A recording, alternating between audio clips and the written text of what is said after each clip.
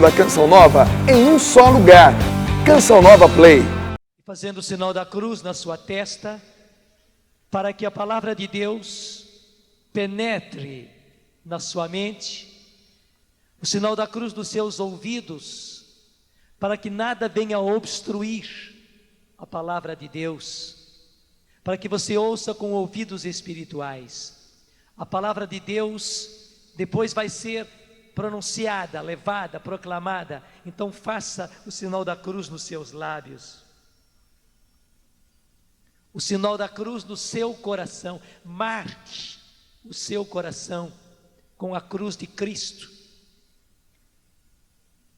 E agora o sinal da cruz sobre toda a sua pessoa, no nome do Pai, e do Filho, e do Espírito Santo. Amém. Gente, eu pedi que o Dunga ficasse aqui, para ele repetir para a gente com clareza a imagem que ele teve agora no final da oração, porque ela é muito importante. Eu vejo que é por aí, a partir disso, que o Senhor quer nos falar. A imagem era de um grande touro, uma cabeça enorme, o tamanho desse retorno aqui, grande, mas com um olhar abatido e com aquela argola, geralmente se coloca no nariz do touro, que com um gancho o leva para onde o dono dele quer levá-lo, porque é uma região muito dolorida. Então é por isso que ali se exerce um controle sobre o touro, mas a feição dele muito abatida, e de repente as mãos de Deus mesmo vinha e abria essa argola, e tirava essa argola do nariz do touro, e o touro saía livremente pelo campo, pulando, e existia até uma mudança de fisionomia no semblante do touro, realmente uma libertação muito grande. Aquele touro, todo o tamanho, toda a força dele, toda a potência dele, mas dominado por apenas aquela argola e por aquele ganchinho. Então Deus libertando mesmo, tirando aquilo que era o ponto onde alguém ou alguma coisa dominava aquele touro. E a palavra que você trouxe foi? Libertação, totalmente libertação, né? Libertação mesmo de todos nós, né? Libertação para essa cidade, libertação para essa região, libertação para essa assembleia, né? De tudo aquilo que estava dominando cada um de nós, né? E até mesmo habitou no meu coração uma alegria muito grande, porque era a libertação chegando a cada um de nós. Louvado seja Deus, louvado seja Deus. Esta é uma palavra para nós, essa é uma palavra para esta assembleia. E imediatamente quando o Dunga teve esta imagem, abrindo a Bíblia, caiu para mim Isaías capítulo 9, pega comigo, Isaías capítulo 9, página 950, 950, Isaías capítulo 9, e os meus olhos bateram no versículo 13, é uma passagem pouco conhecida, mas que veio calhar perfeitamente com aquilo que o Senhor nos falou através dessa imagem. Isaías 9:13. Então o Senhor cortou a cabeça e a cauda de Israel, a palma e o junco em um só dia. A cabeça é o ancião e o respeitável, a cauda é o falso profeta. Aqueles que conduziam esse povo desencaminharam-no, e os que eles conduziam perderam-se. Gente, esta palavra está nos falando justamente de libertação. Veja, então o Senhor cortou a cabeça e a cauda de Israel, a palma e o junco em um só dia. A cabeça é o ancião e o respeitável, a cauda é o falso profeta. O Senhor nos trouxe libertação. Ele num dia, hoje, o Senhor cortou a cabeça e a cauda, a palma e o junco em um só dia. E explica: a cabeça é o ancião e o respeitável, a cauda é o falso profeta. E vocês sabem como vocês estão numa terra de falso profeta? como vocês estão numa terra de falsos profetas, como vocês estão numa terra até mesmo de um ancião respeitável, que o Brasil inteiro respeita, mas que você sabe que é falso profeta. E a palavra aí está muito clara. Aqueles que conduziram este povo desencaminharam-no. E você sabe como o Espiritismo desencaminhou, está desencaminhando muita gente. Quanta gente foi cultivada dentro de uma cultura espírita. Quanta gente foi cultivada dentro de uma educação espírita.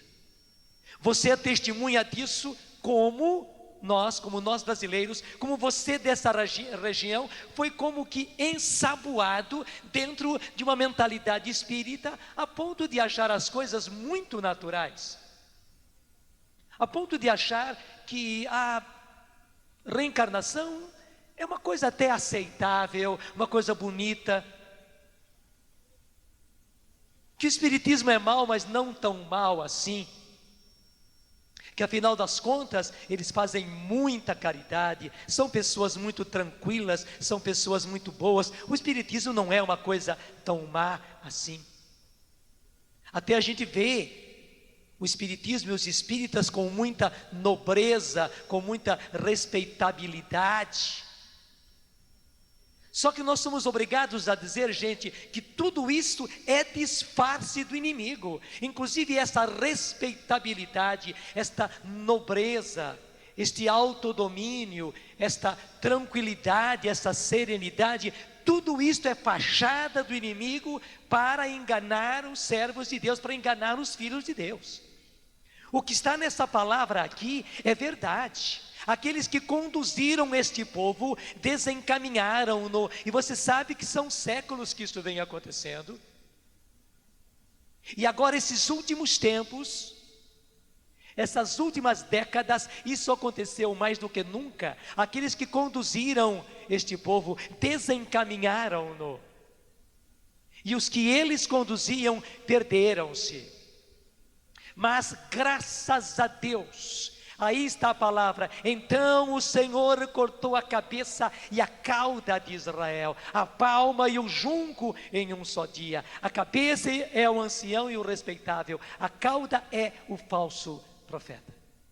Acredite nisso. O Senhor está dando a libertação a vocês. O Senhor está dando a libertação a esta cidade. O Senhor está dando a libertação a esta diocese. O Senhor está dando a libertação a esta região. Acredite nisso, assuma isso, porque é o Senhor quem o diz. Acredite, assuma e viva agora na certeza desta libertação. E esse trecho está no contexto do capítulo 9. Veja como é que começa o capítulo 9 de Isaías. E leia junto comigo, todos. O povo que andava nas trevas viu uma grande luz. Bem forte, gente. Sobre aqueles que habitavam uma região tenebrosa, resplandeceu uma luz. É verdade, o povo que andava nas trevas, este nosso povo que andava nas trevas, esse nosso povo cegado pela mentalidade espírita, esse nosso povo, coitadinho, cegado por uma cultura, que já se fez cultura, por uma educação espírita. Esse povo que andava nas trevas, viu uma grande luz. Sobre aqueles que habitavam uma região tenebrosa, resplandeceu uma luz. Vai em frente, 2. Vós suscitais um grande regozijo, provocais uma imensa alegria. Rejubilam-se diante de vós, como na alegria da colheita, como exultam na partilha dos despojos. Bem forte o 3. Porque o jugo que pesava sobre ele, a coleira de seu ombro e a vara no peitor, vós o quebrastes como no dia de Madian. Louvado seja Deus. É a execução da palavra ligada lá ao versículo 13. Porque o jugo que pesava sobre ele, sobre quem? Sobre este povo. Sobre este povo que andava nas trevas. Sobre esse povo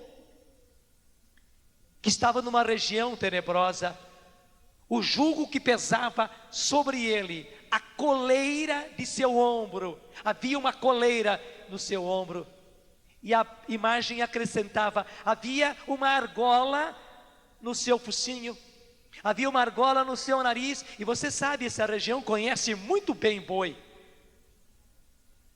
Até o Dunga não precisava explicar, né? Nós estamos na terra do boi, nós estamos na terra do zebu, nem precisava explicar. Você ensinou o Padre Nosso para o vigário, mas foi bom ensinar o Padre Nosso para o vigário. Aquela argola que estava no nariz deste povo de Deus, o Senhor retirou, o Senhor abriu a argola e o Senhor retirou, graças a Deus Ele o fez. Sim, porque o jugo que pesava sobre este povo, o nosso povo, a coleira de seu ombro e a vara do feitor, e você sabe quem é o feitor? A vara do feitor que estava sobre ele, a vara que o subjugava, a vara que batia nele, a vara que o tornava escravo.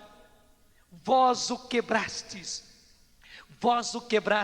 como no dia de Madian. Gente, o que é esse no dia de Madian? Aí fala dos madianitas, e a própria nota esclarece. Você conhece aquela passagem do livro dos Juízes, em que Deus chama justamente Gideão.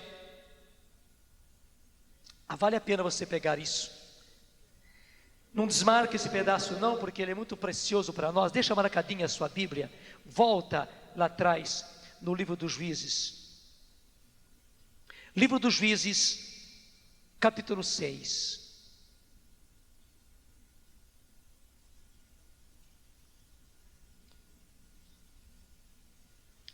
Gente, o que acontecia? Livro dos Juízes, capítulo 6, 282 na Bíblia da Ave Maria. 282 na Bíblia da Ave Maria.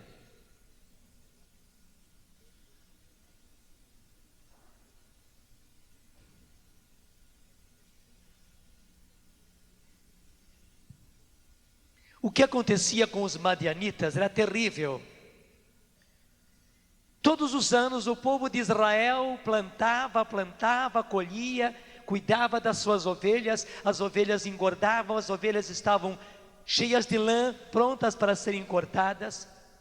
Quando chegava a hora, quando o grão estava já colocado nos celeiros, quando as ovelhas estavam gordas, vinham os madianitas. E eles eram terríveis, era um povo muito grande, um povo muito forte. E assaltavam o povo de Israel. E roubavam tudo. Matavam os homens, muitos para se defender lutavam, eram mortos, matavam homens. Arrombavam os celeiros, roubavam todo o grão que eles tinham plantado e colhido durante um ano inteiro, roubavam as suas ovelhas, pior ainda, roubavam suas mulheres, roubavam suas meninas. E a cada ano repetia-se esse desespero. O povo de Israel já vivia amedrontado, porque aquele ataque continuava, de ano para ano, o povo já estava desanimado, o povo só perdia, plantava, trabalhava, cultivava suas ovelhas, e todos os anos eles eram saqueados, quando Deus escolhe Gedeão. Gedeão é o primeiro a ficar espantado quando Deus o escolhe. Ele estava lá cuidando do seu campo quando Deus o chamou. Ele mal acredita que Deus o estivesse chamando. Mas a primeira coisa que Deus manda fazer, e foi muito duro para Gedeão, é que o pai dele, deixa eu falar com o termos de hoje, era tipo macumbeiro. A casa dele estava cheia de altar, com uma porção de ídolos, e ele queimava incenso a esses ídolos. O pai dele era o tipo do macumbeiro mesmo. E Deus manda que Gedeão, em primeiro lugar, limpe a sua casa de tudo aquilo Que Gedeão limpe a casa do seu pai de tudo aquilo, acabe com aquele altar, acabe com aqueles ídolos, jogue fora aquele incenso, jogue fora todas aquelas coisas, limpe, limpe, limpe. E o bonito é que o próprio Gedeão ficou receoso, está tudo escrito aí, da reação do seu pai. Felizmente, ao contrário, o seu pai compreendeu e deu graças a Deus que o seu filho teve a coragem de fazer isso, de limpar a sua casa. Agora, quem se revoltou foi o povo.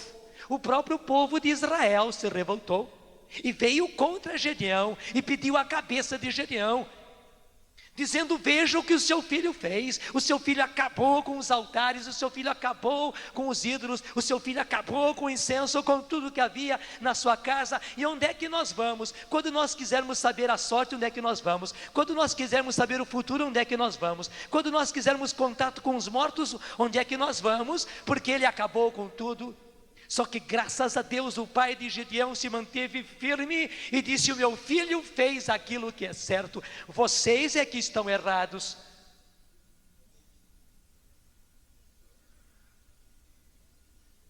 Foi preciso que, em primeiro lugar, por ordem de Deus, Gedeão fizesse a limpeza da sua casa, que era a casa do seu pai. Gente, eu não pensava em entrar por aí. Você viu que estava no outro ponto, quando lá naquele trecho apareceu a vitória de Madian, e eu fui obrigado a vir para cá. Eu digo a você, em primeiro lugar, meu filho, limpe a sua casa de toda sujeira espírita. Não guarde nada, nada, nada, nada, por amor de Deus. Deixe essas benditas culturas. Deixe de pensar que isso não tem nada.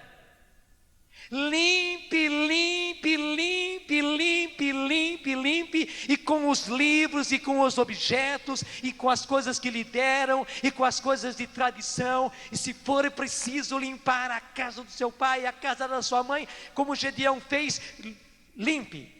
Limpe, acabe com tudo, acabe com essas tais imagens, acabe com essas tais imagens de Iemanjá, essas imitações de Nossa Senhora, acabe com tudo isto, acabe com tudo isto. Seja que precioso for, mesmo que seja estátua preciosa, mesmo que seja coisa de ouro, acabe, acabe com tudo. Não conserve nada, nada, nada, nada, nada. Isso é maldição para você, isso é maldição para a sua família, isso é maldição que impede a renovação de caminhar. E você não caminha, e você fica naquela situação onde é que você está patinando, patinando, patinando, patinando, e a sua família patinando, e o seu grupo patinando, e a renovação patina por aqui e não sai do lugar. Justamente por causa disso, limpe, limpe, porque do contrário você vai ficar sempre nesse limo.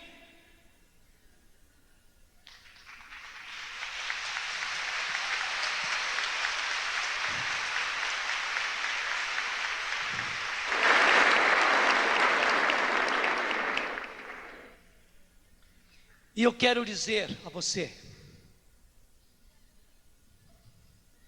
mas afinal das contas, o Chico é tão bom, e o pessoal dele é tão bom, e é tão caridoso, e ele é tão humilde, e ele é tão nobre, e é mesmo,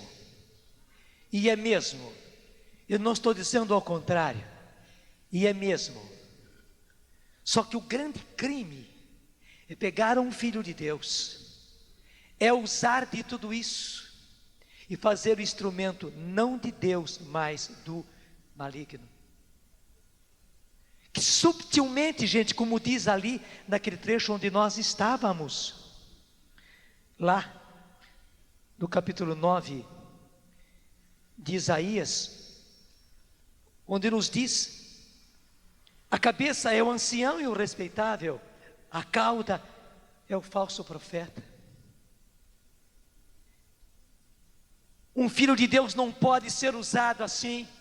A doutrina espírita, ela é maligna, ela vem do maligno.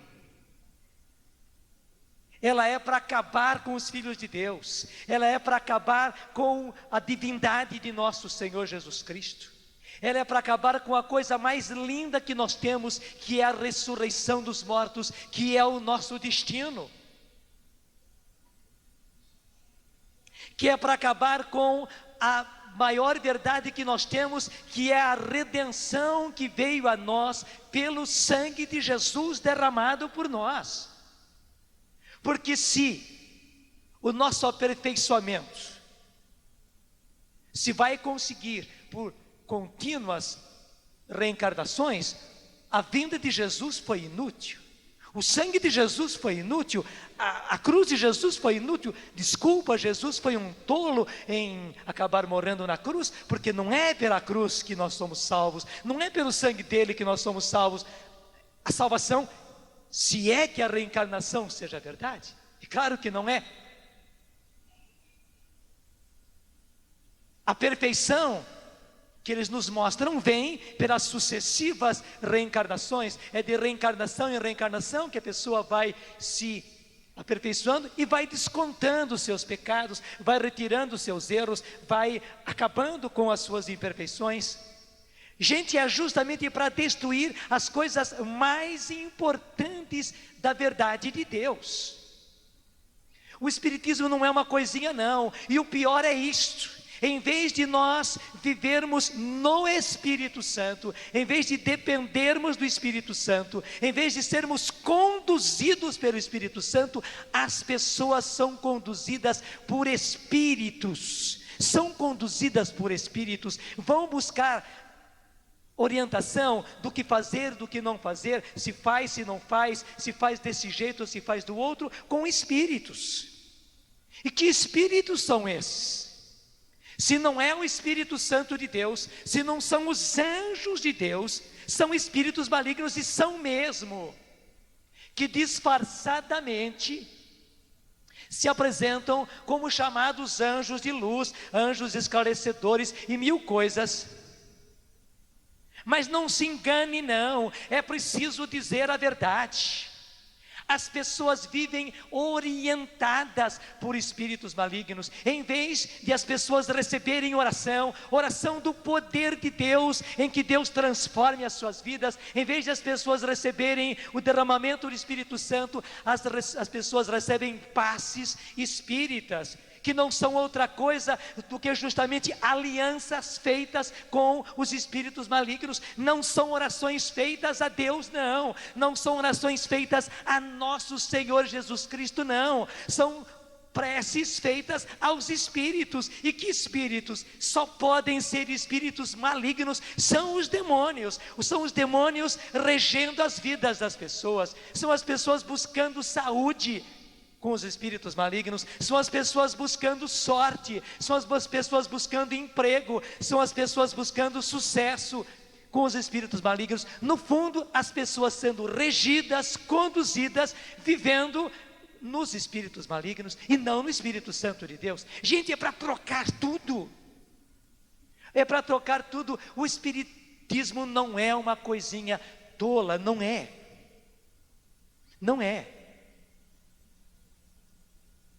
A doutrina espírita, ela é totalmente contraditória à verdade da fé. É totalmente, gente, não é uma coisinha ou outra não. É totalmente contraditória às verdades da fé. Só que é claro, o inimigo é sutil. Ele entra assim, com uma coisinha aqui, outra lá, penetrando na nossa mentalidade, fazendo a nossa cabeça, fazendo o nosso coração.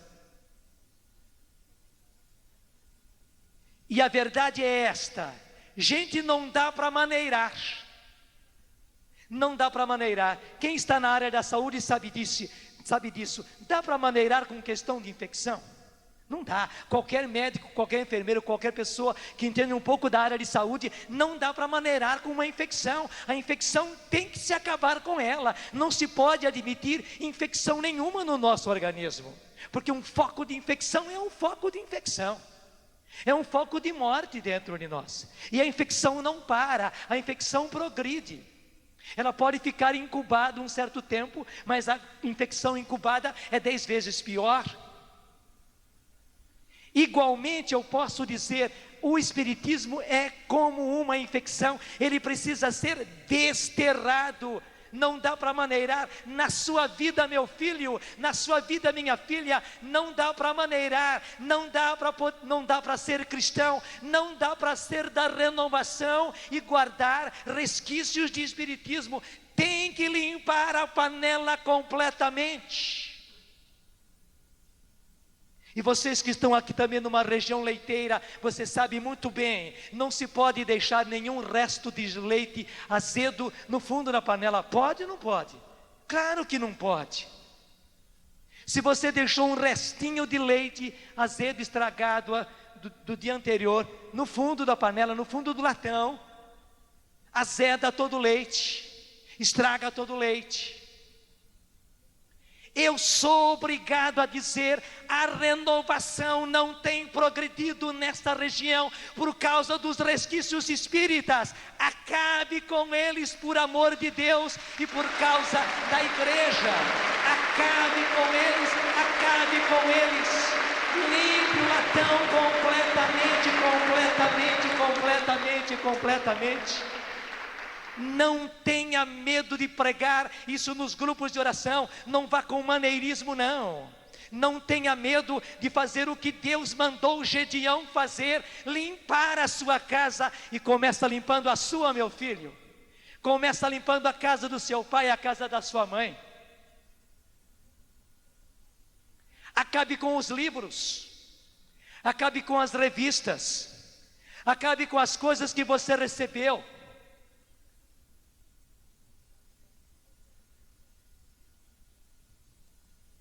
Acabe com as participações.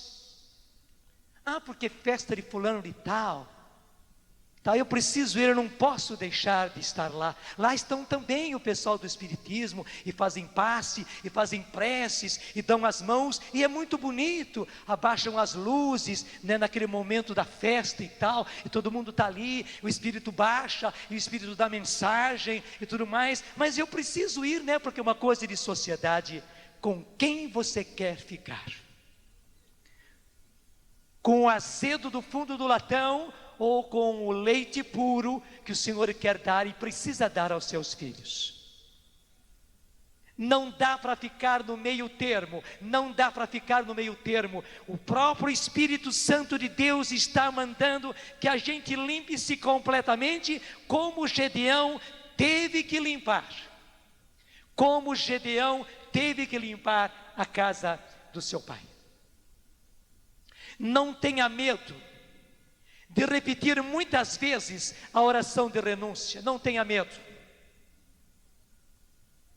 Até eu tinha pedido para trazer para mim aqui um daqueles livros, Orações de Poder. Não é o meu, que é Orando com Poder. Não, é o lá da editora Rabboni, Orações de Poder. Lá existem várias fórmulas diferentes de renúncia para situações diferentes. Não tenha medo de fazer muitas vezes isso, porque deixa eu dar duas explicações. Primeiro, quando eu era menino, eu queimei esse braço com água fervendo. Ainda hoje está cicatriz no meu braço. Olha, eu tenho 58 anos, eu tinha 4 quando isso aconteceu. São 54 anos e está aqui. Gente, é uma região muito frágil que eu tenho. No meu tempo de menino, de moço, ainda mais que eu jogava no gol, no futebol, constantemente eu estava machucado aqui. Por quê? Fica uma região muito frágil. Eu não posso brincar, porque é uma região muito frágil. Igualmente eu fui tuberculoso. Foi uma coisa rápida, Deus me curou rapidamente, mas eu fui tuberculoso. E para meu espanto, eu quis dar sangue. No momento de muita necessidade, eu quis dar sangue. Fizeram todas as perguntas, eu respondi tudo. Mas na hora que eu já estava até com a borrachinha pronta para tirar o meu sangue, a assistente social fez uma última pergunta. O senhor teve hepatite? O senhor teve tuberculose? Hepatite não, mas tuberculose eu tive. Ela já tirou a borrachinha e disse: padre, o senhor não pode doar sangue. Mas eu disse: já faz muitos anos que isso aconteceu. Foi lá em 1969, 70 eu já estava Bem, já faz mais de 20 anos que isso aconteceu. Não, padre, nunca mais o senhor vai poder doar sangue. É inclusive para o seu bem. E é para o bem de quem o senhor vai doar sangue. É claro, o senhor não tem mais tuberculose, graças a Deus. Mas o senhor nunca mais pode doar sangue. Eu me senti até humilhado. Mas eu tive que aceitar aquela minha fragilidade. Aceite a sua fragilidade. Infelizmente, todos aqueles que viveram no espiritismo, todos aqueles que vieram de famílias espíritas ou de famílias que tiveram misturas espíritas, todos aqueles que vieram de mentalidade reencarnacionista, todos aqueles que acabaram convivendo numa cultura, numa mentalidade espírita, gente, são pessoas enfraquecidas na sua fé. Eu não posso dizer ao contrário. São pessoas enfraquecidas, como eu sou enfraquecido porque tive tuberculose. E o meu braço é enfraquecido nessa região porque eu fui queimado com água fervendo. É claro que Deus está recuperando você. Mas o que eu quero lhe dizer é isso: não tenha receio, reconhecendo a sua fragilidade, de muitas vezes você pessoalmente repetir a sua renúncia. Não pense naquilo, eu já renunciei uma vez e acabou. Infelizmente não é verdade, porque o inimigo é daninho. Ele é como um vírus, é como um micróbio. Tudo da Canção Nova em um só lugar. Canção Nova Play.